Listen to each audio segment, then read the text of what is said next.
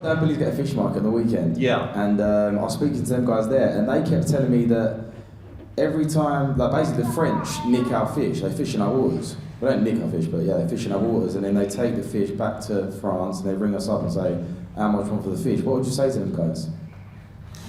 I'm really glad I called you, Joey. Because my family do actually originate from the fish market. Look, I think without getting into the details of the fishing quotas, and there are issues about the fishing quota, in the end, being a member of a club means you don't always get your own way, right? Think about any club that you'd be a member of, you don't always get what you want. You've got to look, though, at the balance.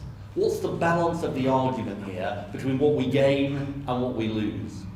And I'd say that the balance of the argument, the balance of what we gain is far, far more than what we lose. It starts with the economics of it. And I think one of the things about this campaign, and people are slightly fed up with the facts and the figures, but there's a reason why every independent person has said, actually, we're going to lose out economically from leaving. And that's because I think we are.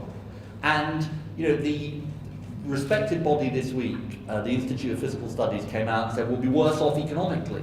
Yeah. So now what do the other campaigns say? Well, they say, oh, that's all a conspiracy, you know, because whenever anyone says anything they disagree with, they just say it's a conspiracy. So first of all, we're stronger economically by being in. Secondly, we can better tackle those big challenges that we face that I talked about. And thirdly, the other thing I would say to you, Joey, is that Britain's proudest moments have always been when we engaged with the rest of the world, not when we shied away from the rest of the world.